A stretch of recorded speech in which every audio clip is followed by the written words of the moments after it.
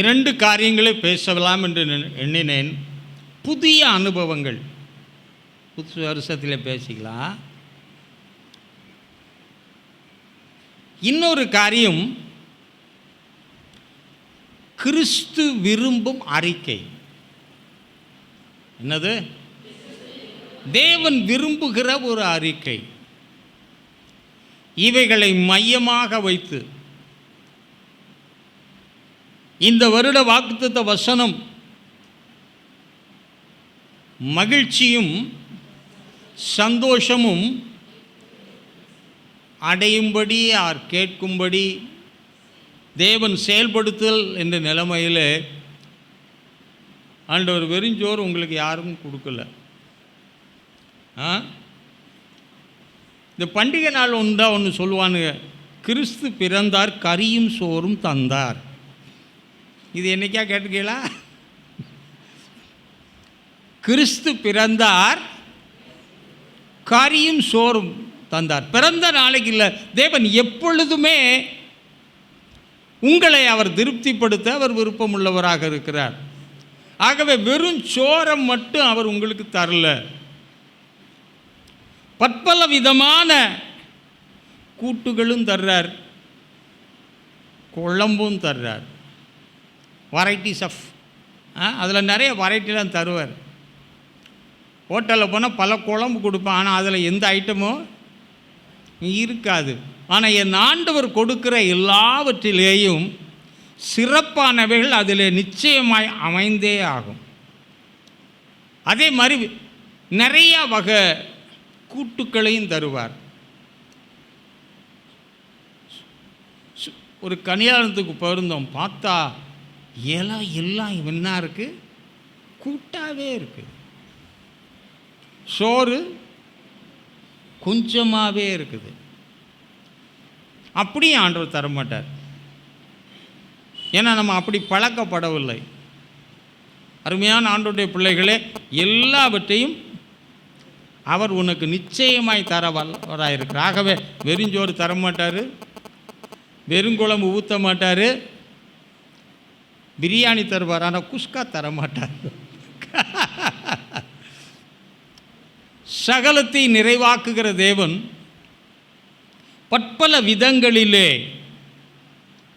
நம்மை சீராய் அவர் வழிநடத்த விரும்புகிறார். இதில் ஒரு காரியத்தை அதிகமாக நானும் யோசிக்கவில்லை, அவைகளை குறித்து நானும் அதிகமாய் பேசவில்லை. ஆனால் இந்த நாளிலே அவைகளை நான் கவனித்த போது உங்களோடு கூட அந்த முக்கியமான காரியத்தை கோடிட்டு காட்டும்படியாக விரும்புகிறேன். நீங்களும் வேதத்தில் வாசித்து இந்த நாளிலே தெரிந்து கொள்ள கர்த்தர் தாமே உங்களுக்கு உதவி செய்வாராக. மத்தேயு எழுதின சுவிசேஷம் 9ஆம் அதிகாரம் 27ஆம் வசனத்திலிருந்து யாருமே வாசிக்க வேண்டாம். மத்தேயு எழுதின சுவிசேஷம் 9ஆம் அதிகாரம் 27ஆம் வசனத்திலிருந்து 30ஆம் வசனம் வரைக்கும் சொல்லப்பட்ட ஒரு சம்பவம் இருக்கிறது. ஒரு குருடனை சார்ந்த, இதில் 2 குருடர், ரைட், 2 குருடர்களை சார்ந்த ஒரு சம்பவம். அந்த சம்பவத்திலே இந்த ஆண்டவர் செயல்பட்ட ஒரு விதமும், இந்த காரியம் நம்முடைய வாழ்க்கையில் எப்படி பொருந்தும் என்பதையும் வேத வசனத்தின்படி நான் உங்களுக்கு ஒப்பிட்டு காட்டும்படியாக இந்த கால வேளையில் ஆண்டவருக்குள்ளே ஆசைப்படுகிறேன்.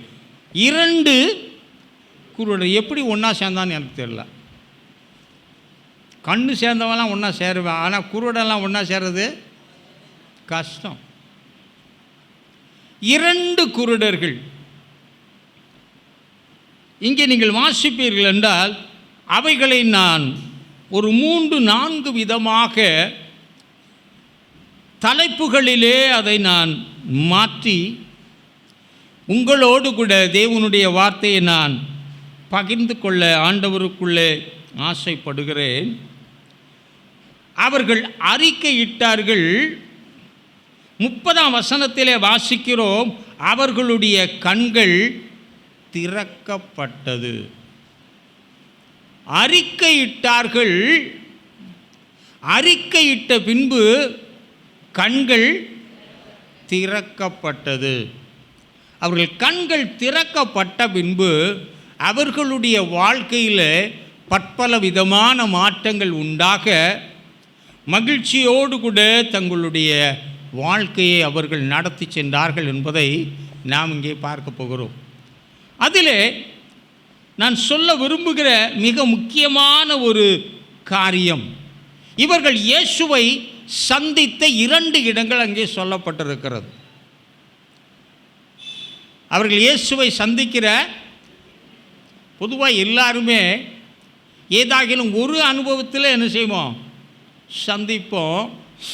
ஆனால் இங்கே 2 விதத்தில் ஆண்டவராகிய இயேசு கிறிஸ்துவை அவர்கள் சந்திக்கிறார்கள் என்பதை நீங்கள் பார்க்கலாம். யாராகிலும் அதை பார்த்தவங்களால் சொல்ல முடியுமா? கையை மட்டும்தான் உயர்த்தணும்.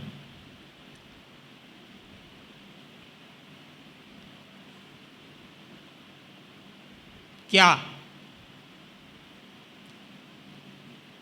பைபிள் இருக்கு பாஸ்டர், நீங்கள் கண்டுபிடிச்சபடியால் ஆண்டவரை சோதரிக்கிறேன். சாலையிலே சந்திக்கிறார்கள். 2வதாக அவருடைய வீட்டிலே அவரை சந்திக்கிறார்கள். 2 விதமான சந்திப்புகள். முதல் சந்திப்பில் விடுதலையே இல்லை. ஆனால் 2வது சந்திப்பில் அவர்களுக்கு விடுதலை ஆயத்தப்படுத்தப்படுகிறது. ஆனால் அந்த சந்திப்பை ஒரே நாளில் ஒரே நேரத்தில் க்ளீனாக கச்சிதமாக முடிச்சிட்டாங்க. ஆனால் இன்றைக்கு நாம் ஆண்டவரை சந்திக்கிற முறைமைகளிலேயும் இது போன்ற நிலைமைகள் இருக்கிறது என்பதை நாம் சற்று யோசித்து பார்க்க வேண்டும். ஆண்டவர் உடனே நமக்கு செய்ய வேண்டும் என்று சொல்லி விரும்புகிறோம். எத்தனை பேருக்கு உடனே செய்யணும்னு ஆசை? பார்த்தீங்கன்னா அது கூட கையை வைத்த மாட்டேன்றாங்க. ஏன் ஆண்டவர் உடனே செய்யணும்னு விரும்புகிறத எத்தனை பேர் விரும்பினா அதுக்கும் கையை வைத்த மாட்டேன்றீங்க. இதில் ஏதாவது பொடி வச்சுருப்பார் பாஸ்டர், எதுலேயும் பொடி வைக்கலைங்க. பொடி வச்சு என்ன பிரயோஜனம்? நான் அதை கால வேளையில் நான் படித்து பார்த்தேன். அப்படி பார்க்கும்போது முதல் பகுதி சாலையிலே சந்திக்கும் போது அவன் தேவனை சந்தித்த விதம் எப்படி என்பதை நான் பார்க்க விரும்புகிறேன். அவர் எப்படி ஆண்டவரை அங்கே சந்திக்கிறேன் என்றால், தாவீதின் குமாரனே எனக்கு இரங்கும் என்று கூப்பிட்டார்கள் என்று போட்டிருக்கு. தேவனிடத்திலே விடுதலை பெற வந்தவர்கள் தங்களுடைய பார்வையற்ற நிலைமையிலிருந்து மாற்றப்பட விரும்புகிறவர்கள் இயேசுவிடத்திலே வந்தார்கள். அங்கே நாம் வாசிக்கும் பொழுது குருடர் அவர் பின்னே சென்று, யார் பின்னே சென்று? ஏஜுநாத தனியாக போவார். ஆனால் இயேசு யாருன்னே அவனுக்கு தெரியாது.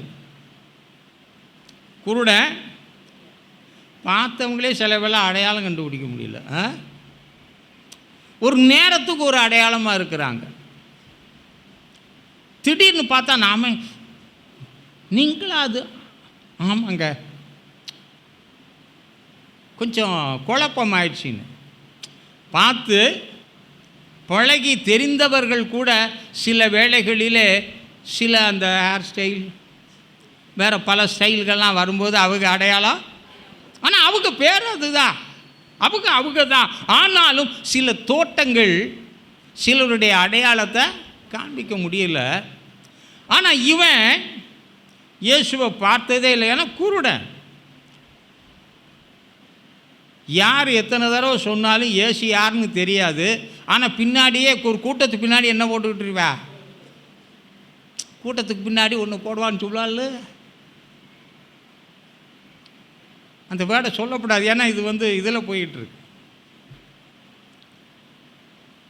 இந்த கோஷத்தோடு சேர்ந்து என்ன போடுறவங்க, மற்றவன் எவனாவது கோஷம் போட்டிருப்பானா? இப்போ இயேசு யார் என்று தெரிந்தால் அவரை அணுகுகிற முறையே வேறு. ஆனால் இயேசு யார் என்று எனக்கு தெரியல, ஆனால் அவரை பற்றி கேள்விப்பட்டு இருக்கிறேன். அவருடைய வல்லமையான காரியங்கள் எனக்கு தெரியும். அவரால் என்ன செய்ய முடியும் என்பதையெல்லாம் நான் அறிந்திருந்தாலும் கூட, நான் பார்வையற்றவனாக இருக்கிறபடினால நான் என்னதான் செய்ய முடியும்? கூப்பிடத்தான் முடியும். முன்னாடி போயெல்லாம் பிரயோஜனம் கிடையாது. ஏன்னா குருடே முன்னாடி போய் எதாவது பிரயோஜனம் இருக்கா? அவன் யாரை நம்பி மட்டும் போயிருப்பான் அப்படின்னா, முன்னாடி போகிற ஒரு கூட்டம் அந்த போடுற சத்தத்தை நம்பியே. Hello dear viewers, listeners and the believers, how about you? உங்கள் நிலைமை எப்படி? இயேசுக்கு முன்னாடி நம்ம போகிறதுக்கு அது வாய்ப்பு இல்லை. ஏன்னா அவர் மண்டையில் என்ன இருக்குன்னு நமக்கே கிறிஸ்திய சிந்தையை இப்போ நமக்கு தர முடியாதா? another chapter. இதன் மத்தியிலே இந்த மிஸ்ட் ஆஃப் தேவை உள்ளவன் இப்போ இயேசுவை அறியவில்லை, அவரை குறித்து மட்டும் கேள்விப்பட்டிருக்கிறான். அருமையான ஆண்டவருடைய பிள்ளைகளே, நாம் திருச்சபைக்கு வரும் பொழுது இயேசுவை குறித்து நாம் முழுமையாய் தரிசித்து நடக்கக்கூடிய ஒரு அனுபவத்துக்குள்ளே வராவிட்டாலும் என்ன நிலைமையில் மட்டும் இருக்கிறோம்? கேள்விப்பட்டிருக்கிறோம். அவர் அப்படி செய்வார், பாஸ்டர் பிரசங்கம் முன்னார், அப்படி நான் டிவியில் கேட்டேன், அதில் கேட்டேன், ஐயோஷ் அப்படி செய்வார் அப்படி செய்வார். ஆனால் இப்படி செய்வார் அப்படி செய்வார் என்று கேள்விப்பட்டாலும் உன் நிலைமை மாற வேண்டுமென்றால் ஒரு பார்க்கிறவனை போல தேவனை அணுகவே முடியாது. ஆனால் அந்த கூட்டத்தில் பார்க்கிறவன் என்ன செய்வான்? இயேசுவை ஈஸியாக அப்ரோச் பண்ணி, ஆண்டவரே எனக்கு இப்படி வேணும், நேரடியாக என்ன செய்யலாம்? நம்மளும் உதவி செய்ய மாட்டான் அவ்வளோ ஈஸியாக. எந்த இடத்துல போனாலும் உதவி கிடைப்பது என்பது கஷ்டமே. இவன் தாவீதின் குமாரன் என்னொன்ன கொண்டு போய், ஆமாம் அந்த ஒருத்தன் கூப்பிட்டுட்டு இருக்கான்னு கொண்டு முன்னாடி விட போகிறானோ? அந்த வசனத்தையே நீங்கள் வாசித்தாலும் பின்னாடியே தான் போய்கிட்டு இருக்கான்.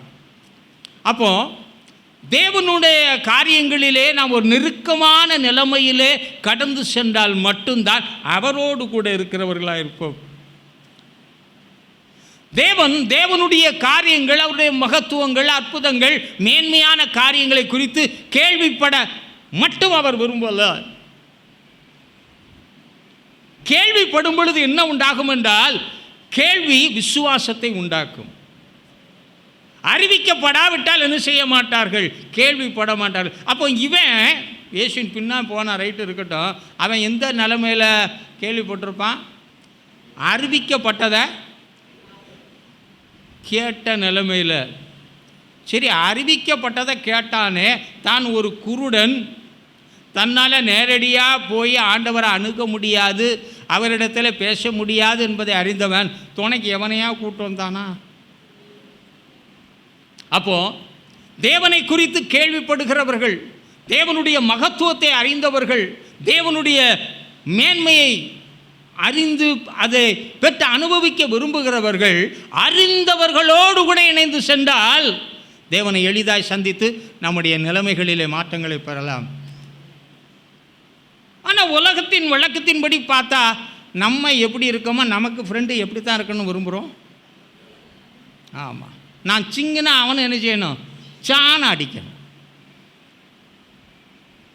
நமக்கு ஏற்ற மாதிரி ஊதணும், நமக்கு ஏற்ற மாதிரி சொல்லணும். நீங்கள் என்ன சொன்னாலும் ஆமாம் ஆமாம். அது எங்கே நடக்கும்? கதா காலட்சேபத்தில் நடக்கும். எத்தனை பேர் கதா காலட்சேபம் பார்த்துருக்கீங்க? ஆமாம், ரைட்டு, பரவாயில்ல, கொஞ்சம் பேர் இருக்கு. அவர் ஒன்று சொல்வார், ஆமாம் ஆமாம். இந்த நிலைமையில் வாழ்க்கையை ஓட்டினா நீ இயேசுவை நெருங்கி வர முடியும். இயேசு எல்லாரையும் நேசிக்கிறார், எல்லாரிடத்திலும் அன்புள்ளவர். அவர் இந்த உலகத்திற்கு வந்த நோக்கமே எல்லாரையும் விடுவிக்கும்படியாக வந்தார், எல்லாருக்கும் குணத்தை கொடுக்கும்படியாக வந்தார், எல்லாரையும் நிறைவை பெற்றுக்கொள்ள செய்யும்படியாக வந்தார். காணாதவர் காணும்படியாக அவர் வந்தாலும் கூட கேள்விப்படுதலின் மூலமாய் தேவனை காண முடியாத நிலைமையிலே காணப்படுகிறவன் தேவனை நெருக்கமாய் சென்றடைவதற்கு அவனுக்கு அதுக்கேற்ற உதவியாள் தேவை. பவுலடியானும் சொல்லுகிறான், பலவீனப்பட்டவர்களை சேர்த்து கொள்ளலான்னு பார்த்தாலும் எனக்கு தெரியும், எனக்கு முடியும், எனக்கு தெரியாது எதுவுமே. அப்புறம் அவருக்கு எப்படி உதவி செய்யணும் நீங்களே சொல்லுங்கள்.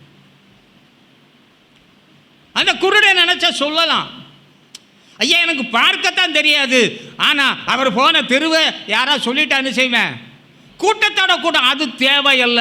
உன் வாழ்க்கையிலே தேவன் உடனடியாக செயல்பட வேண்டும் என்றால் அவன் நேரடியாக வந்து நேரடியாக ஆண்டோட பேசி தானே செஞ்சிருப்பாரா இல்லையா?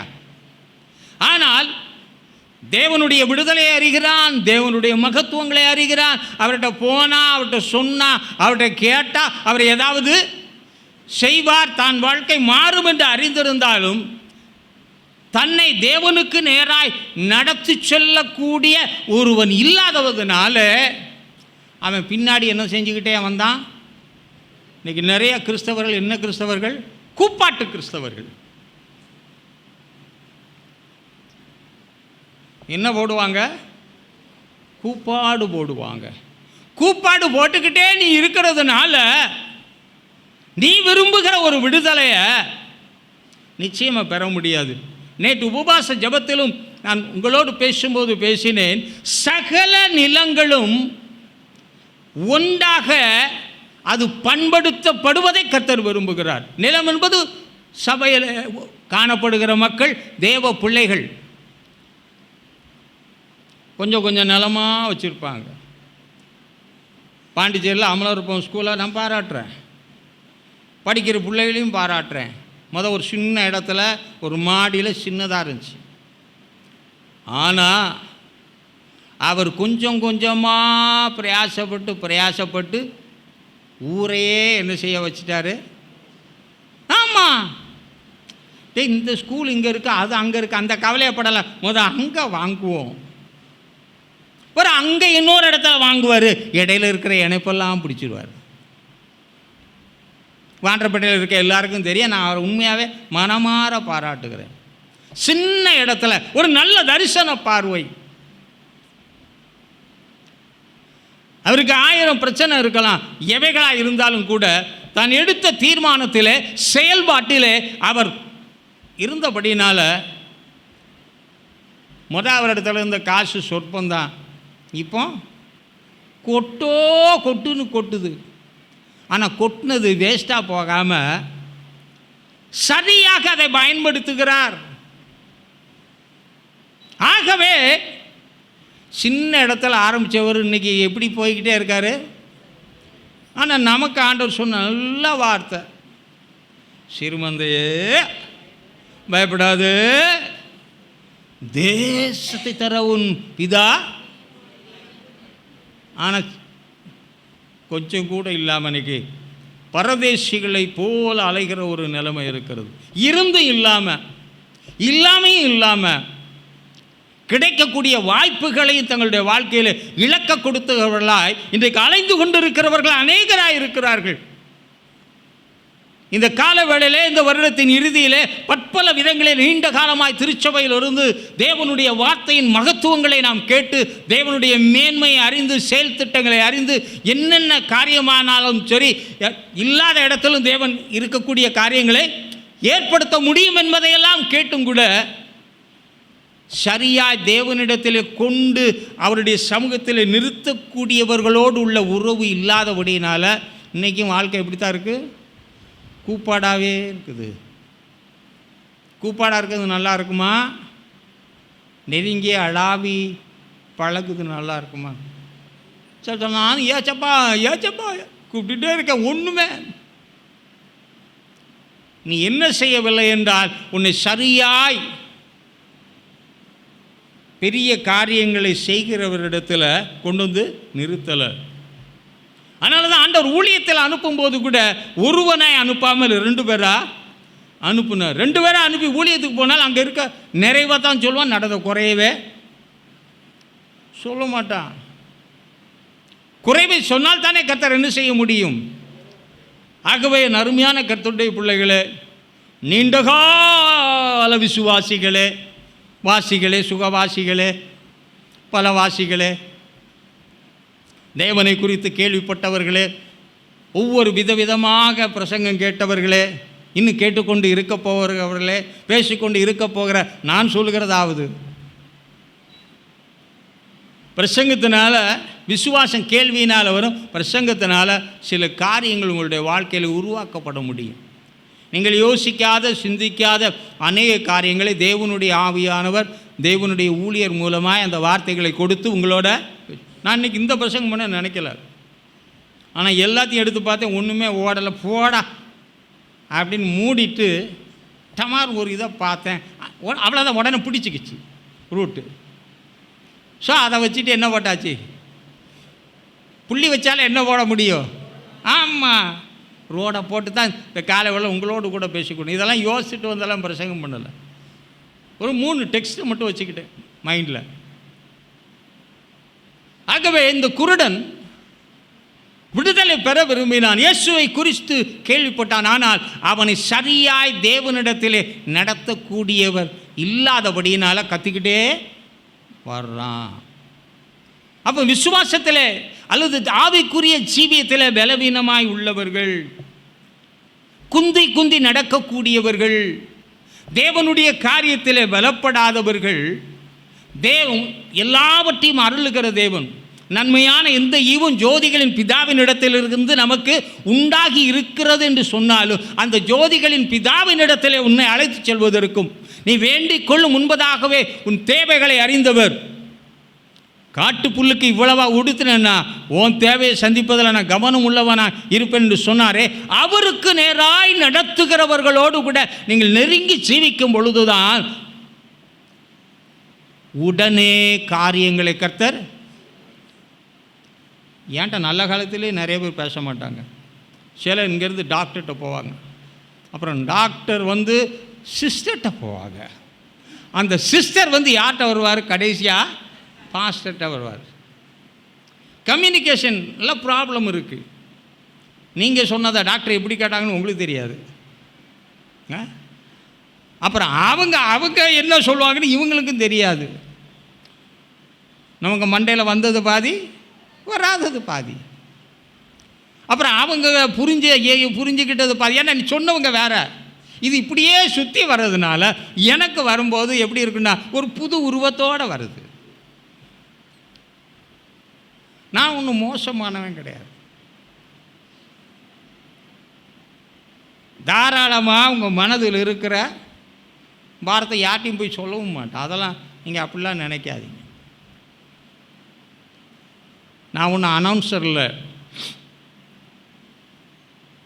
ப்ராட்காஸ்டிங் பர்சனாக கிடையாது.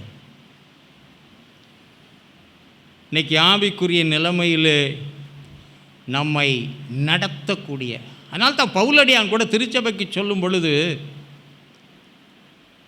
அநேக உபாத்தியாயர்கள் உங்களுக்கு இருக்கிறாங்க, உங்களுக்கு நிறைய பாசஸ் இருக்கா, ஆனால் யார் தான் ஒரு தகப்பன் இருக்கிறதா அது அவங்கள பொறுத்தது. தகப்பன் இல்லை என்றால் அதில் எது ஒன்றுனாலும் போனது தான். ஆவிக்குரிய தகப்பன் என்பவன் அவ்வளவு எளிதானவன் அல்ல. எப்படி ஆடுகளின் மெய்ப்பனாக இருந்த தேவனுக்கு அந்த ஆட்டின் நிலைமை நன்றாக அறியப்பட்டிருக்கிறதோ, நான் அவைகளை அறிந்திருக்கிறேன். அவைகளை பெயர் சொல்லி நான் அழைப்பேன், பெயர் சொல்லி அழைத்து போவேன், திரும்பவும் தொழுவத்திலே கொண்டு வந்து அவைகளை சேர்ப்பேன். அந்த கணக்கை நான் அறிந்திருக்கிறேன். அதுதான் ஒரு தகப்பன், ஒரு ஆவிக்குரிய தகப்பன். இன்னைக்கு ஆவிக்குரிய தகப்பன்மார்கள் என்பது குறைஞ்சி போயிடுது. அவர் நல்லா பேசுவார், இவர் நல்லா பேசுவார், பேசட்டும், வேணான்னு சொல்லலை. அவர் பேசுகிற வேலை பேசிட்டு போயிடுவார். ஆனால் தகப்பனாக இருந்து உன்னை பராமரிக்க மாட்டார். சபைக்கு வர்றாங்க, பலரும் வர்றாங்க, ஒவ்வொருவரை குறித்தும் இதற்கான தகவல் போயிட்டாங்களா, போய் சேர்ந்துட்டிங்களா, அவரவர் நிலைமைக்கேற்ற விதத்தில் நான் அவர்களை விசாரிக்கிறேன், அவரவர் சூழ்நிலைக்கு தக்க விசாரிக்கிறேன். அதை செய்யாமல் நான் என்ன செய்ய முடியாது. சிலவர்கள் சொல்லுவாங்க, ஏன் பாஸ்டர் இவ்வளோ கஷ்டப்படுறீங்க? கஷ்டங்கிறது இல்லை, என் பிள்ளைக்கு என்னவோ என் பிள்ளைய நான் அப்படித்தான் நான் நடத்துக்கிறேன். அவ்விதமாகவே வைத்துக்கொள்ள விரும்புகிறேன். அவங்க எப்படி என்கிட்ட 100% சேஃபாக இருக்கிறாங்களோ அதே போல் நான் அவங்கள எப்போவுமே சேஃபாக வச்சுக்கிறேன். எவ்வளவு செலவானாலும் கூட அதை நான் ஒரு பொருட்டாக எண்ணுகிறதே இல்லை. நான் இது வரைக்கும் ஆண்டோடைய சமூகத்தை சொல்ல, பணத்தை வச்சோ பணத்தை நம்பியோ பணத்தை கேட்டோ நான் ஊழியம் செய்ததில்லை, செய்கிறதும் இல்லை, செய்ய போகிறதும் இல்லை. பணம் தேவைதான், ஆனால் எல்லாவற்றிற்கும் மேலாக யார் தேவை? ஆமாம். ஒவ்வொரு இயற்கை சூழ்நிலையில் பலவிதமான பிரச்சனைகள் நடக்கும்போது தூரத்தில் இருக்கிற என்னுடைய பிள்ளைகள் எப்படி இருக்க, என் பிள்ளை எப்படி இருக்கிறானோ அதை போல் என்னுடைய பிள்ளைகள் டென்ஷனில் இருந்தால் எனக்கும் அது ஒரு கஷ்டத்தை தரும். நீங்கள் எல்லாரும் சந்தோஷமாக இருந்தால் தான் எனக்கே சந்தோஷம். நம்முடைய தேச பிதாவை நாம் அறிந்திருக்கிறோம். நல்லா கோட்டு ஷூட்டு போட்டு நல்லா படித்தவர் தான். ஒரு விசை பயணத்தில் அவர் பார்க்கும் பொழுது கால்வாசி ஆடை அணிந்த ஒருவனை பார்த்தார். இதுதான் அன்னைக்கே கோட்டை கலட்டி சூட்டை கலட்டி எல்லாத்தையும் கலட்டி இந்த தேசத்திலே வாழுகின்ற எல்லா மனிதனும் இந்த நிலைமையை அடையாவிட்டால் அந்த நிலைமையை அடையும் வரைக்கும் நான் கோட்டும் போட மாட்டேன். ஐயா, குளிர் மிகுந்த தேசம் இங்கிலாந்து தேசம். நீ கூப்பிட்டுட்டு இருக்காங்க, சில இடத்துக்கு கூப்பிட்றாங்க, போகவா வேணாமான்னு யோசிச்சுக்கிட்டு இருக்கேன். தன்னுடைய ட்ரெஸ் செட்டப்பை மாற்றவே இல்லை தெரியுமா? எட்டி மிதித்து தள்ளப்பட்டார், பல விதத்திலே எள்ளி நகையாடப்பட்டார். ஆனால் அவரே ஜெயித்தார். கிறிஸ்து இயேசுவின் சிந்தை, அவர் நமக்காய் தன்னை தாழ்த்தினார், நமக்காக அடிமையின் ரூபம் எடுத்தார். நம்மை எல்லாவற்றுக்கும் எல்லாமாய் மாற்ற நம்முடைய சாயல் ஆனார் என்று சொல்லப்பட்டிருக்கிறது. ஐயா, இதுதான் ஒரு நல்ல தகப்பனுடைய ஒரு இது. ஏன் அந்த கூட்டத்தில் சீடன் இல்லையா? இருந்தார்கள். ஆனாலும் அவனை பராமரித்த உற்றார் மூலம் போயிருந்தா கூட எங்கே வந்திருக்கலாம்? ஏன்னா யாரையும் அடையாளம் தெரியாத, அடையாளம் யாராட்ட தெரியாட்டா கூட வாழுகிற இடத்துல காணப்படுகிற அவன் உறவுகளோட நல்லா இருந்திருந்தா கூட்டிகிட்டு போயிருப்பாங்களா? போக மாட்டாங்களாங்க. பிச்சை எடுக்க கொண்டு போய் விட்றவன் கூட்டி போய் ஏசிட்டப்போ அதுக்கும் ஒரு ரீசன் இருக்குது. இவன் பிச்சை எடுத்தால் யாருக்கு லாபம்? ஆமாம், ஒருவேளை அதுக்காக விட்டாயிலோ தெரியல. போனது போகட்டும். ஆனால் ஒன்று, தேவனிடத்திலே நீங்கள் உடனடியாக விடுதலை பெற வேண்டும் என்றால், பவுலடியான் கூட சொல்லுகிறான், 1000 பிரச்சனைகள் சபைகளிலே சூழ்ந்திருந்தாலும் நீ எல்லா இடத்தையும் போவாத. நம்மள்கிட்ட யார்ட்டெல்லாம் போகாதன்னு சொல்கிறோம், அங்கெல்லாம் கரெக்டாக போவாங்க. யார்கிட்ட ஆலோசனை கேட்காதானே அங்கே தான் போய் விழுந்து ஊழுன்னு கேட்பேன். இவனை எவன்ட்டையும் சொல்லாதானே எல்லா பேட்டையும் போய் சொல்லிட்டான். அது அப்புறம் பார்ப்போம். ஏனென்றால் இன்னும் சீர்படவில்லை, ஸ்திரப்படவில்லை. அவனுடைய வாழ்க்கை போகிற மாதிரி போயிட்டே இருக்கட்டும். வந்தால் என்ன செய்வோம்? இங்கே யாரோ அப்படி இருக்கிறீங்களா? போகிற மாதிரி போயிட்டே இருப்போம். வந்தால் வரட்டும். இல்லை தலைக்கு மேலே போனால் என்ன தான் போச்சு? தலைப்பாதான் போச்சு. இப்படி ஓட போகிறீங்களா? உடனடியாக உங்கள் வாழ்க்கையில் மாற்றங்கள் வராது. சூனேமியாளை பற்றி நமக்கு தெரியும். பரிசுத்தவான் என்று கண்டு ஏற்றுக்கொண்டாள் இல்லையா? அந்த பரிசுத்தவானோடு கூட ஒரு நெருங்கின உறவை அவள் ஏற்படுத்த ஏற்படுத்த ஏற்படுத்த அவளுடைய வாழ்க்கையில் ஒரு டிரான்ஸ்ஃபர்மேஷன் வந்துச்சா? நடக்காத வயசில் நடந்துச்சா? மாறாத காரியங்கள் நடந்துச்சா? கேட்காத காரியங்கள் கொடுக்கப்பட்டதா? அவள் இழந்து போனாலும் கூட அதை அவளால் திரும்ப பெற அவளால் முடிந்தது. பரிசுத்தவான் என்று நான் காண்கிறேன். எலியா சோத்துக்கு வழி இல்லாமல் போய் தங்குறவன் கிடையாது. அவன் இந்த இடத்துல வரும்போதெல்லாம் அங்கே என்ன செய்யட்டும்? தங்கி செல்லட்டும் என்று சொல்லி அறையமைத்து கட்டில் கொடுத்து மேஜை கொடுத்து விளக்கு கொடுத்து நாற்காலி கொடுத்து அவனோடுள்ள உறவை அவள் நெருக்கி கொண்டாள்.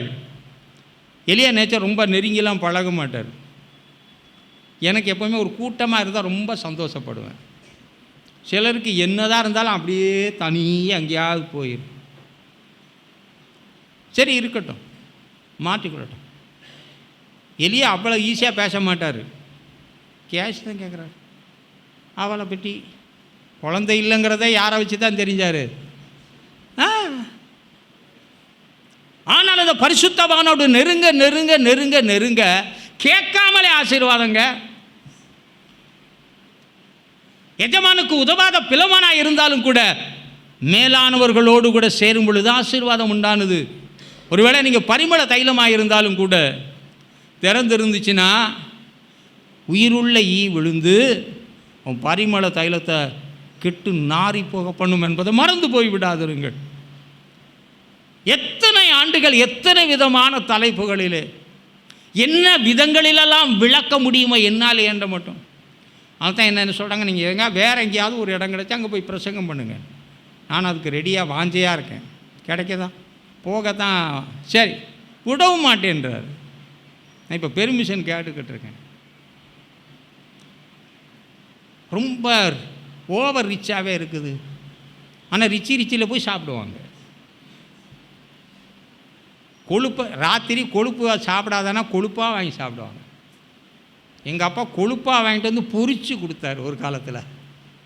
அப்புறம் அவருக்கு ப்ராப்ளம், கொழுப்பை பொரித்து சாப்பிட்டா நல்லா தான் இருக்கும். இந்த நாளில் நான் உங்களுக்கு சொல்கிற சில காரியம், அந்த கர்த்தருடைய நிலைமைகளை சீரடைவதற்கு ஏற்ற காரியங்களை உங்கள் வாழ்க்கையில் பயனற்ற காரியங்களை தள்ளிவிடுங்கள் என்று நான் சொல்லுகிறேன். ஒரு நெருக்கமான சீடர்களும் பாருங்கள், எவன் பெரியவன் இருந்துச்சா, ரெண்டு பேராக போய் எதாவது செஞ்சாலும் கூட பின்பு ஒன்றிணைந்து செய்தபோது ஏற்பட்ட காரியம் மாற்றங்கள், தேசம் அசைக்கப்படுதல் உண்டாகினது வேறு எப்பவுமே இல்லை. அவங்க கூடி ஜெபம் பண்ணினார்கள். ஆண்டவரே, பயமுறுத்தல்கள், பலவிதமான சுவிசேஷ தடைகள், பலவிதமான பிரச்சனைகள், நீர் எழும்பி இறங்கி வந்து கேட்டலும் என்ற போது அவர்கள் கூடியிருந்த இடத்தை கர்த்தர் அசைத்தார் என்று சொல்லப்பட்டிருக்கிறது. நல்ல ராஜ்யமாக இருந்தாலும் கூட தனக்குள் பிரிந்திருக்கிற எந்த ராஜ்யமும் நிலைவரப்படாது. நாம் தேவராட்சியம், தேவராட்சியத்தின் புத்திரர்.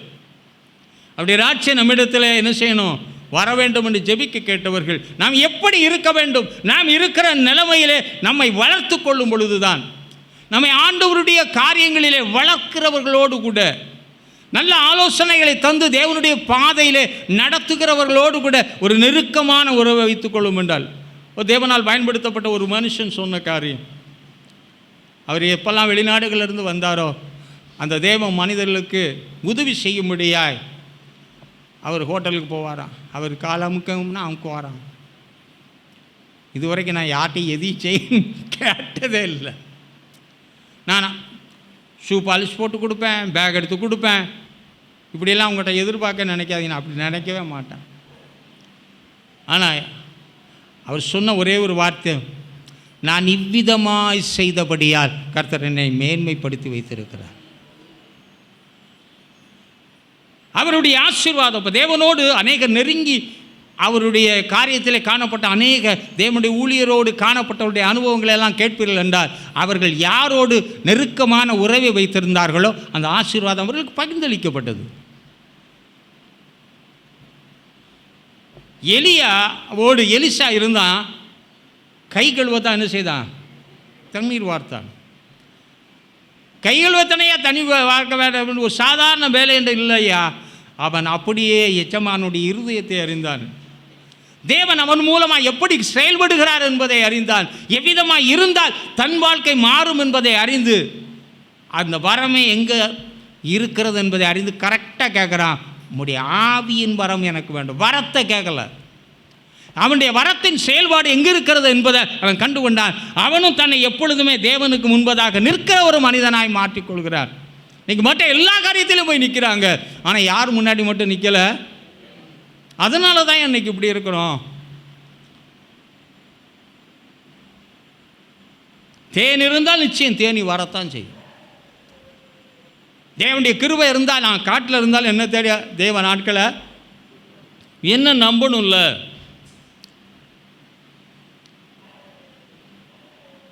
ஆகவே தான் சொல்லுகிறேன், நம்முடைய நிலைமை மாற வேண்டும். குறைபாடு இல்லாத யாருமே இன்னைக்கு ஆவிக்குரிய குருடுத்தனம் இருக்கா அப்படின்னா நிறையவே நமக்கு லேசாக கண்ணு தெரிஞ்சால் எப்படி இருக்கும்? முடிச்சு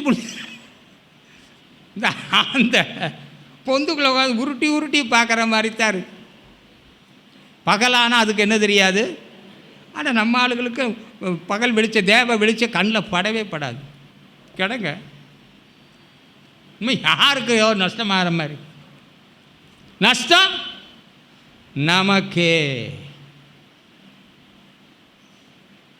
தெளிவாய் சொல்லுகிறேன். அப்போது அந்த இன்டிமெசி ஒரு நெருக்கமான அனுபவம். ஒரு தேவ மனுஷனோடு இணையும் பொழுது, தேவனோடு நெருங்கும் பொழுது, அப்படியே நெருங்கும்போது நம்மை அது ஒரு குறையுள்ளவர்களாய், கனியற்றவர்களாய், பயன்பாடற்றவர்களாய், நான் வீணான காரியம் நிச்சயமாக பயன்பட மாட்டேன். என்னுடைய பயனெல்லாம் மேன்மையான காரியங்களுக்காக நிச்சயமாக இருக்கும் ஐயா. ஆகவே இந்த காலவேளையில் தேவன் பெரியவர், வல்லவர், இரக்கமுள்ள சிந்தை உள்ளவராக இருந்தாலும், தேவையுள்ள மனிதன் தேவனுடைய காரியங்களை குறித்து கேள்விப்பட மட்டும் முடியும் என்ற ஒரு நிலைமை இருந்தாலும், குருடனாக இருந்ததுனால அவரை பற்றி முழுமையாய் அறிய முடியாமல் இருந்தாலும், அடையாளம் எது தெரியாமல் இருந்தாலும், தேவனிடத்திலே உடனடியாக விடுதலை பெறுவதற்கு அவனுடைய நிலைமையிலே என்னவென்றால் சரியாய் தேவனிடத்திலே கூட்டி கொண்டு போகக்கூடியவர்கள் இல்லை. இன்றைக்கி அப்படியெல்லாம் பேசுகிறான்னு சொல்ல, ரொம்ப எப்படி பேசுகிறாராம்? ஓவரா திங்கிறது, ஓவராக திங்கிறோம், பேசுகிறது ஓவராக பேசுகிறோம், நினைக்கிறது over over over over over over over தான், இன்ஃபினிட்டிவாக இருக்குது. மற்ற எல்லாம் ஓவர், இது ஓவர்.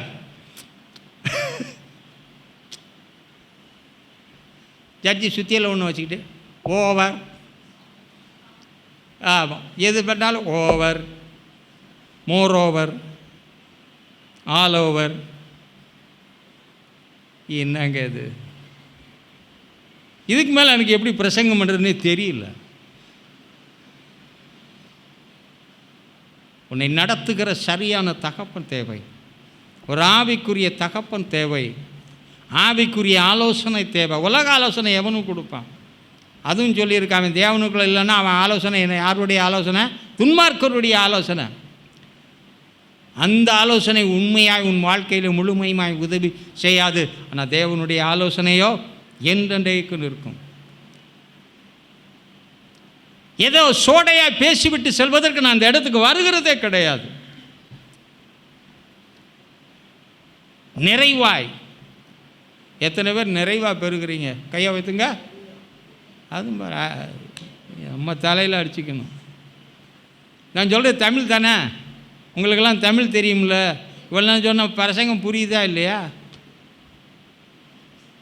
இந்த காது கேட்காதவன், கண்ணு தெரியாதவன் இப்படியே உட்காந்துருக்க மாதிரி மண்டை தான் ஆடுது. இங்கே ஆடணுங்க. திறக்கப்பட்ட கண்கள் தேவை. பெலையாமுக்கு கண்ணு நல்லா தான் தெரிஞ்சிச்சு, வந்தவன் யாருன்னு தெரிஞ்சுது, எம்பிட்டு கொடுப்பான்னு தெரியும், என்ன செய்வான்னு தெரியுது. ஆனால் தேவ பிள்ளைகள் விஷயத்தில் கண் சொருகி போனவன். உண்மையாக கூட நானும் கேரளா நிறைய பேரோட, ஆனால் நம்ம சபை மக்கள் செஞ்சதை நான் என்னால் மறக்கவே முடியலைங்க. என்ன செய்கிறேன்னு எனக்கே தெரியல. எல்லா இடத்துலையும் கேரளா போனால் டீ கிடைக்கிறதே பெருசாக இருக்கும். இவங்க பீப்பாவாகவே கொடுக்குறாங்க. எத்தனை ஸ்நாக்ஸு இவங்க வாங்கி அடுத்தவங்களுக்கு தானம் பண்ணுற அளவுக்கு இப்போ வாங்கிட்டு வந்திருக்கேன் பாருங்கள். பாஸ்டர் நீங்கள் வச்சிங்கன்னு இவ்வளவு பெரிய கேக் பாக்ஸ், இது போக பெட்டி பெட்டியில் கேக்கு, 8 மிக்சர் பாக்கெட்டா? என்ன மக்கள்யா, அவங்க பொருளாதாரம் உண்மையாக சொல்கிறேன் ரொம்ப கம்மி. நான் காசு வாங்க யார் வீட்டுக்கும் போகிறது இல்லாத தான் வெளியே போயிடுறது. அவங்க பிடிச்சி இழுத்து கொடுக்க வேண்டியதாக இருக்குது. நான் வாங்க சிலட்ட மறுக்கத்தான் செய்கிறேன். அவங்ககிட்ட இருந்து கொடுக்கலங்க, அந்த மனசை நான் பாராட்டுறேன். கர்த்தர் கோடி கோடியாக அவங்கள ஆசீர்வதிக்கணும், அதை நான் பார்க்கணும். என்னுடைய ஒரே சந்தோஷம் நிறைவு பெற வேண்டும் என்றால் நீங்கள் எல்லாம் சந்தோஷமாக இருக்கிறத பார்த்தா அதுதான் எனக்கு எண்டி, வேறு எதுவுமே கிடையாது. நான் பணத்தை பேசலை. சிலர் அதில் வச்ச காணிக்கையை பார்க்கும்போது உடம்பெல்லாம் புல்லரிச்சு போச்சு, திராணிக்கு மிஞ்சி. இந்த காலத்தை ஒரு கல்யாணத்தை நல்லா சாப்பிட்றதுக்கு எவ்வளோ தான் வைப்பாங்க தெரியுமா? பெரிய கவர்கள் 100 ரூபா வச்சுப்பாங்க. அது கூட கொஞ்சம் பெருசாக தெரியும், சில்லறையா பார்த்து உள்ள வைப்பாங்க. ஐயா பெருசாக தெரியணுமா? உங்களை கோடி கோடி கோடி கோடியாக பெருக செய்த ஆசீர்வாதி கேட்டுங்க. அக்கா யாரும் காசு தரணும்னு எதிர்பார்க்குறேன், எனக்கு 10 பைசா தர ரொம்ப சந்தோஷப்படுவேன். திட்டினா ரொம்ப ரொம்பவே சந்தோஷப்படுவேன். அதனால் வருத்தப்படுறதில்ல. எதுக்காண்ணா, நீங்கள் எப்படியாலும் ஈடேறி எங்கே வந்து சேரணும்? சர்ச்சுக்கு வர்றதுக்கு நான் பிரயாசப்படலை, பரலோகம் நீங்கள் போகணும். இன்னும் ஒன்று மட்டும் தெரிஞ்சுங்க, தேவன் எனக்கு கொடுத்த ஆடுகள்னால் வேறு நீங்கள் யார்கிட்ட போய் உங்களுக்கு ஒரு விடுதலை கேட்டாலும் ஆண்டவர் என்னை தாண்டி தரவே மாட்டேன். கொடுக்காதே ஆண்டவரேன்னு சொல்லிட்டா முடிஞ்சு போச்சு சொல்லி. நான் அப்படி சொல்லியிருக்கேன் சிலருக்கு.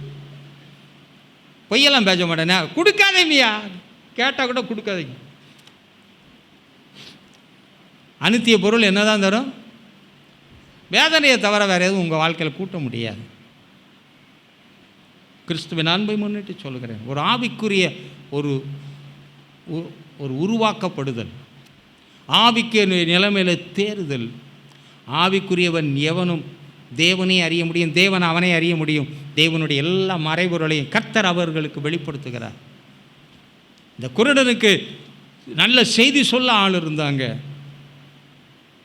அவர்கிட்ட போன்னு சொல்கிறதுக்கு ஆள் இருந்தாங்க, இந்த பாதையாக போறான்னு காட்டுறதுக்கு ஆள் இருந்தான்னா. ஆனால் இயேசுவிடத்தில் கொண்டு வந்து நிறுத்துறதுக்கு ஒரு பயம் இல்லாதனால பின்னாடியே போயிட்டுருக்குறாங்க. இன்றைக்கி ஆவிக்குரிய ஜீவியம் முன்னாடி போய்கிட்டு இருக்குதா கண் திறந்தவங்களை போல்? இல்லை அநேக எல்லா காரியத்தையும் தெரிஞ்சும் எப்படி வந்துட்டுருக்கீங்களா? பேதர் மறுதளிச்சுப்படி எப்படி போனால் யாரும் பார்த்துடக்கூடாது.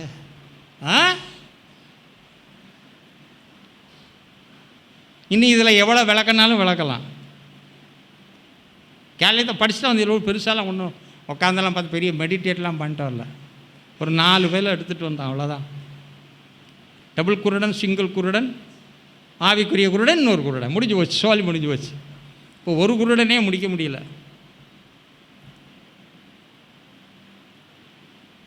நீங்கள்லாம் எங்கேயோ இருக்கணும். என்னுடைய ஆசைலாம் ஒவ்வொருத்தரும் நான் ஆண்டுகிட்ட சொல்லுவேன், எல்லாருக்கும் நல்ல பெரிய பெரிய வீடாக தாங்க. நிறைய பேர் வாங்கணும்னு நினைப்பாங்க, நான் கொடுக்கணும் தான் நினைக்கிறேன். இன்றைக்கி என்னோட இருக்கிற எல்லாத்தையும் பாருங்களேன், மனசார செய்வேன். எனக்கு நான் செய்கிறேனோ இல்லையோ, என்னோட இருக்க எல்லோரும் நல்லா இருக்குன்னு என்ன வேணாலும் எப்போ வேணாலும் எதாவது செஞ்சு இருந்தால் கொடுத்துட்டே தான் இருப்பேன். ஐயாம்பாங்க, ஐயாவாது கிய்யாவாது ஓடுங்க அப்படின்றவேன். ஏதோ ஒரு அடிமை. நிறைய இடத்துக்கு சர்ச்சுக்கு போவாங்க. இப்போ கேரளூன்ஸ்க்கே போகிறாங்கன்னு வச்சுக்கிங்களேன், பெட்ரோல் யார் தான் போடணும்? நான் அப்படி கூட பார்க்க மாட்டேன், நான் காசு தரேன்ட்டுருவேன். என்ன தண்டியில் சேவகம் செய்கிறவன் என்ன செய்யப்படாது? நான் உங்கள்கிட்ட பலன் இருக்கா இல்லையே, நான் அப்பன் இயேசுவிடத்தில் வாங்குகிறேன், அதை உங்கள்கிட்ட நான் கொஞ்சமாக கொடுக்குறேன், ஆனால் பல கோடி மடங்கு அறக்க கர்த்தர் இன்றைக்கும் கிருபை செய்ய. எவ்வளவோ பலவீனங்க, எவ்வளவோ போராட்டம். நேற்று கூட வண்டியில் கொண்டு போய் விட்டுறவாயா, நல்ல எண்ணத்தோடு தான் கேட்டேன். எப்பா எனக்கு நடக்கிறது தான் வேணும், இன்னும் ஸ்பீடாக பார்க்கணுன்னு பார்த்தேன்.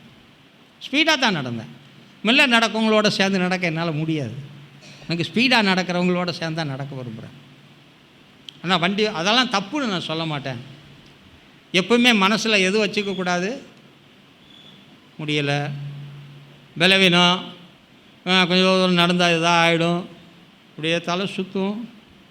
அடைய நான் எனக்கு தலை சில ப்ராப்ளத்தை தலை சுற்றும். குடும்பம் முழுசும் வண்டியில் ஏற்றி டிராஃபிக்கில் ஜம்முன்னு போவேன், யாருக்கும் தெரியாது, என் பிள்ளைகளுக்கும் தெரியாது, விசேஷமாக எனக்கு பின்னாடி இருக்கவங்களுக்கும் தெரியாது. அப்படியா?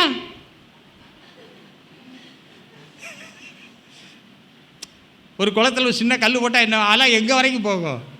ஆமாம், அவளை தப்பு சொல்ல, எல்லாருடைய நிலைமையும் அதுதான்.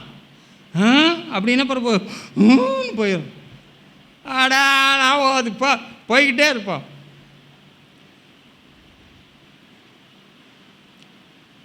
ஏன்னா எங்களை வச்சு பேசினா எங்களுக்கு எந்த பிரச்சனையும் இல்லை. அவங்க என்னை மிஞ்சிட்டா என்னை திட்ட தான் முடியும். இந்த மனத்தை இப்படி போயாது. வேறு யாரையும் அத்தி சொன்னா எனக்கு பிரச்சனை. நம்ம அப்படி மாறணும்னு சொல்லி விரும்புகிறேன்.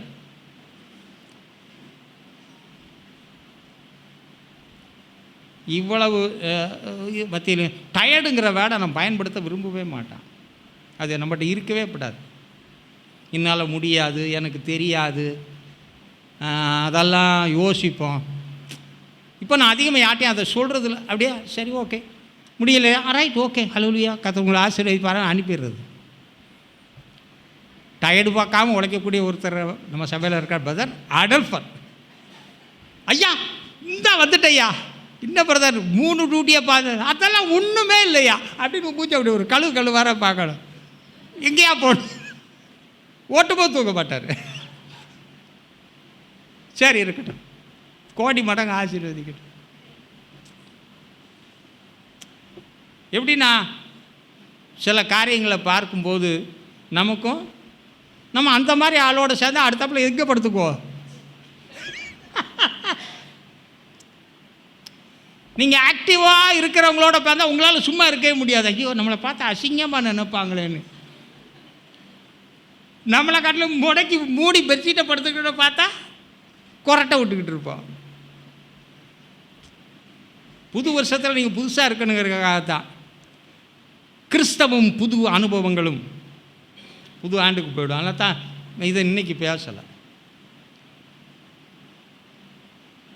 நமக்கு புது அனுபவம் வேணுமா, இல்லை கேட்டுட்டு பழைய துருத்தியில் புது ரசத்தை ஊற்றினா கிழிஞ்சு போயிடும்.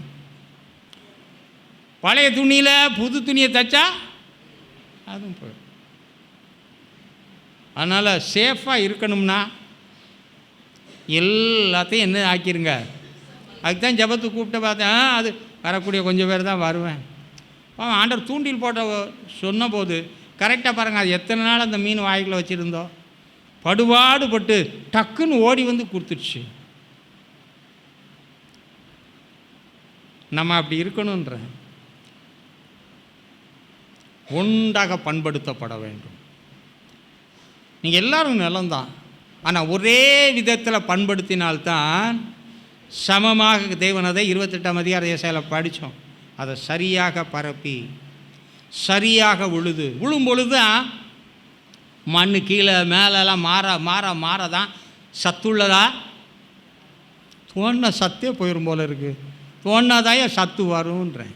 தோண்டும் போது சத்து போன மாதிரி இருக்கும், தோண்டி முடிச்சுட்டு பார்த்தீங்கன்னா சத்தா தெரியும். உங்களுக்கு எப்படி தெரியுது? நான் எப்படிங்கிற பிரச்சனை இல்லை, விளம்பரத்தாக தான் சொல்லுவேன். நான் இப்படி, அப்போ நீங்கள் எப்படின்னு கேட்பாடா? அப்படி இல்லை, நம்ம எப்படி. ஏன்னா கிறிஸ்துவுக்குள் நாம் தான் இருக்குது, நாங்கள் நீங்கள். புது வருஷத்தில் மாற்றிருவீங்களா? இந்த ஒரு இதில் வச்சு பார்த்தீங்களா இப்படி இப்படியா அது மாதிரி இருக்கக்கூடாது. அப்போ சரியாக நடத்தாதவர் இருந்தால் ஆவிக்குரிய ஜீவம். ஆமாம், அதனால தான் ஒருவருக்காக ஒருவர், ஒருவரோடு ஒருவர், எப்படின்னா ஒருவரை ஒருவர் தாங்கணும்னு சொல்லியிருக்கு. ஒரு சமநிலைப்பாடு உண்டாகும். அந்த காரியத்தை கருத்து வருகிற ஆண்டாவது இதை பேசினா ஐயோ மணி 9 போகுது. பின்னே இறங்கின ஆண்டவர் அதுக்கு செவி சாய்ச்சாரான்னு பாருங்கள். செவி சாய்க்கவே இல்லை.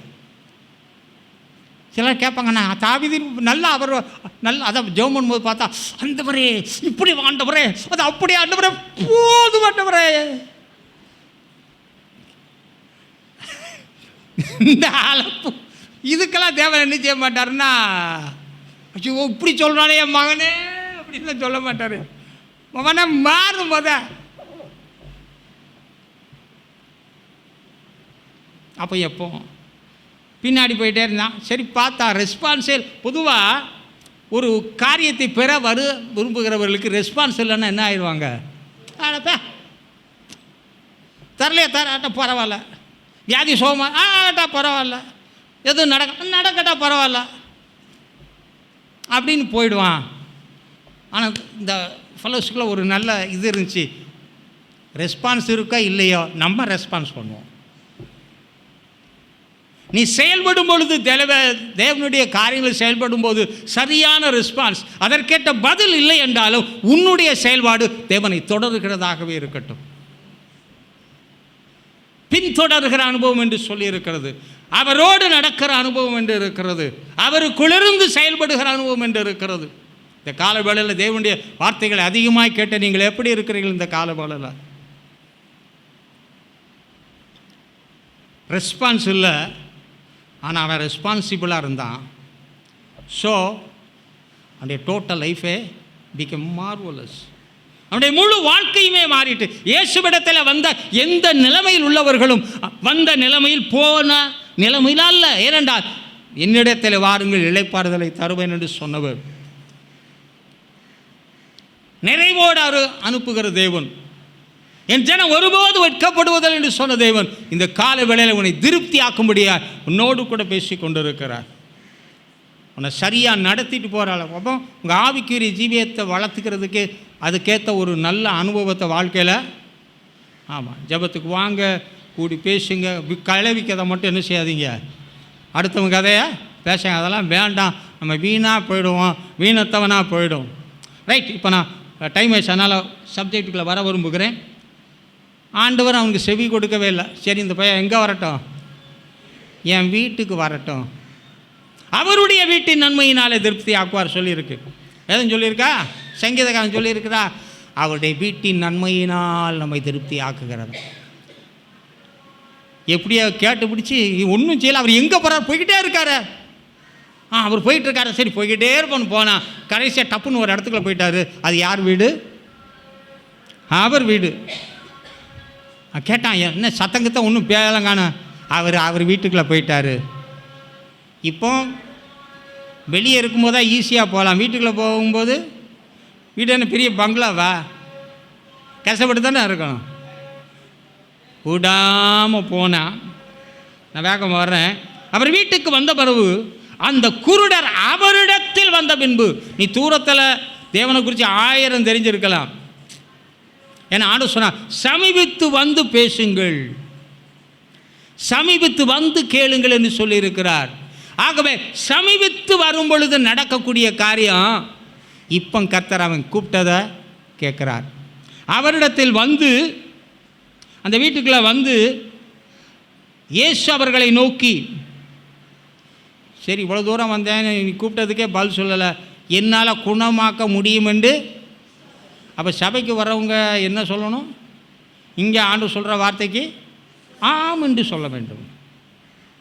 அதுக்கப்புறம் செத்தாங்க ஆமேன், உருப்படாமல் போனாங்க ஆமேன். எதுக்குத்தான் ஆமேன்னு சொல்கிறதுன்னு தெரியல. அடா ஆமேன் சொல்ல, அவரும் கேட்குறாரு, இவங்களும் சொல்கிறாங்க. இனிமேல் சொல்லாதீங்க, சரியாக சொன்னால் மட்டும் என்ன செய்யுங்க, ஆமேன்னு சொல்லுங்கள். கதா காலச்சபை நடத்தாதீங்க. இன்னொன்று இருக்குது, எப்படின்னா ஐயா செய்வாரா, அது அது மாதிரிலாம் வேண்டாம்.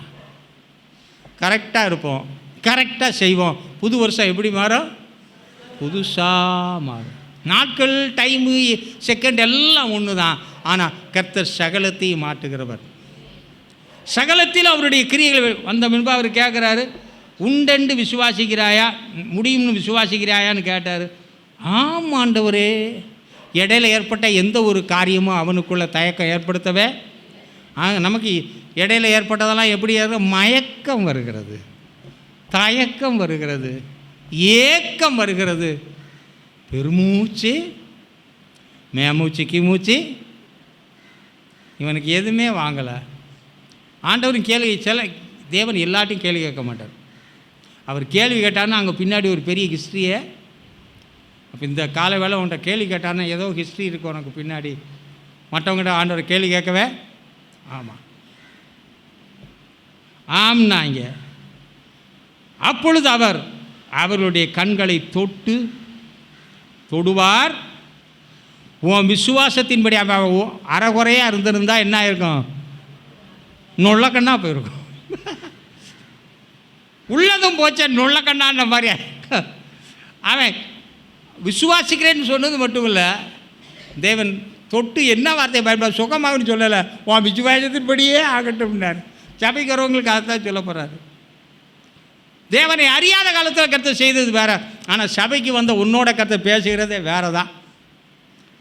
எத்தனை பேர் அதை நம்புறீங்க?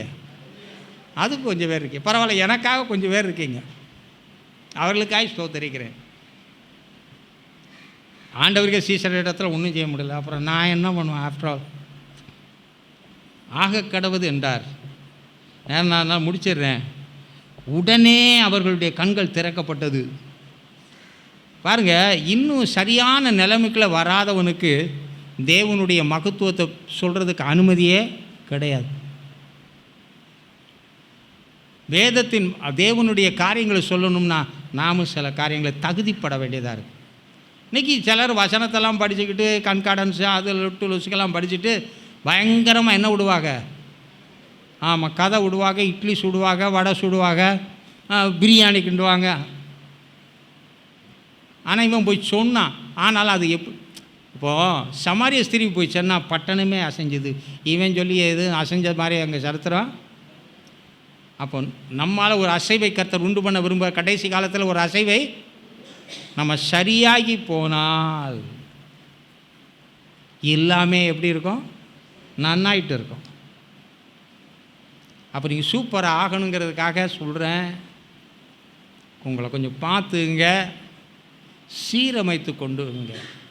தேவனை குறித்து கேள்விப்படுது பெரிதல்ல, அதை அறிஞ்சிறது பெரிதல்ல.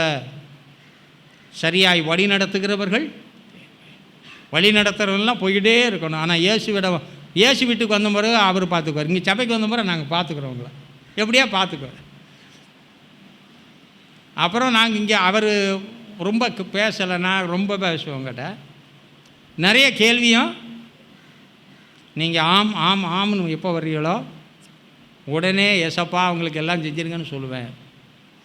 ஆனால் நீங்கள் உங்கள் ஆன்மீக நிலைமை முழுமையாய் மாற்றப்படாவிட்டால் உங்கள் மூலமாய் தேவனுடைய நாமம் மகத்துவப்படுவதை கர்த்தர், அது எப்படி நான் ஓசையிடுகிற கைத்தாளம் போலவும் வெண்கலவும் போலவும் காணப்படும். அப்படி யாரும் இருக்க கர்த்தர் விரும்பவில்லை.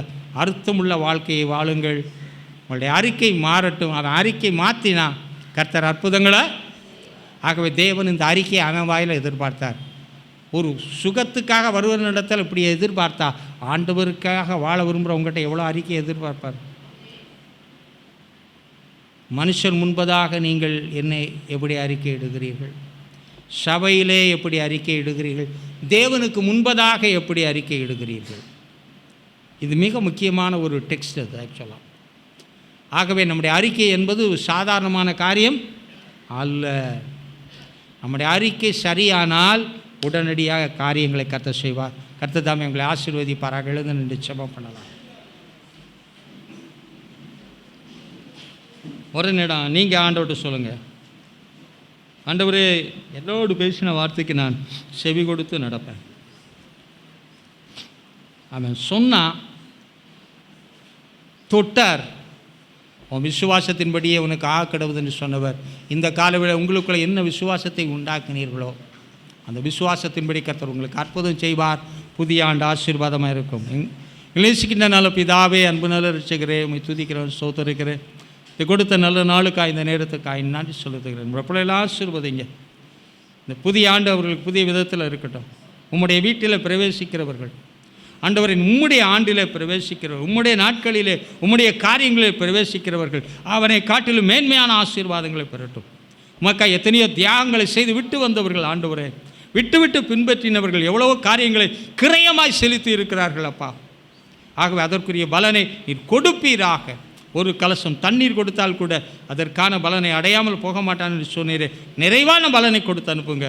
இயேசுவின் இன்ப நாமத்தில் பிதாவே ஆமென். என் ஆத்துமாவே கர்த்தரை ஸ்தோத்திரி, என் முழு உள்ளமே அவருடைய பரிசுத்த நாமத்தை ஸ்தோத்திரி. என் ஆத்துமாவே கர்த்தரை ஸ்தோத்திரி, கர்த்தர் செய்த சகல மறவாதே. கர்த்தர் தாமே உங்கள் யாவரையும் ஆசீர்வதிப்பாராக.